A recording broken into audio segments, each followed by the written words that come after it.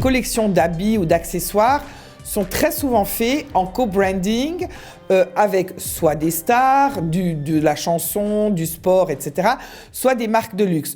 Donc en fait, vous avez une communauté qui va croiser une autre communauté, ce qui exponentiellement crée des méga-communautés. Ces marques nouvelles qui travaillent sur leur communauté ont beaucoup plus d'interaction avec leurs consommateurs que les anciennes marques. Si je prends par exemple une marque comme Suprême crée des collections chaque semaine. D'avance, on sait très bien qu'il n'y aura pas assez d'offres de t-shirts ou de peu importe ce qui est mis en ligne par rapport à la demande. Donc ça crée une espèce de tension, de hype pour que les gens achètent ces t-shirts ou d'autres accessoires. On est complètement au-delà de l'idée de la valeur même d'un t-shirt ou d'un sac, parce qu'on est vraiment dans l'idée d'une valeur symbolique d'un objet culte.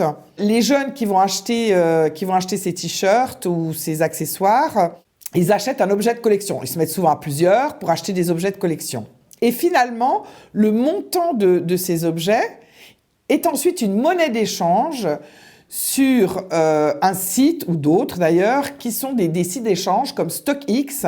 Vous pouvez encore multiplier par 10, par 100 la valeur du t-shirt que vous avez acheté. Ils vont se faire de l'argent, jouer le jeu de la chasse au trésor, d'acheter ça, mais ensuite l'idée c'est aussi de le revendre. On vit maintenant une génération où la majorité des jeunes ont grandi dans des villes.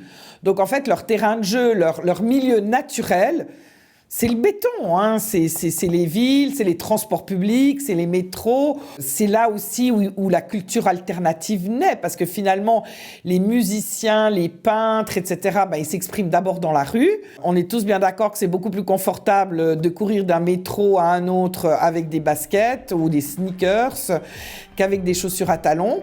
Alors, ils ont inventé leur propre luxe, quoi. Finalement, sortis de la chaussure confortable et sportive, faisons des chaussures de princesse avec des baskets, et donc c'est devenu des sneakers.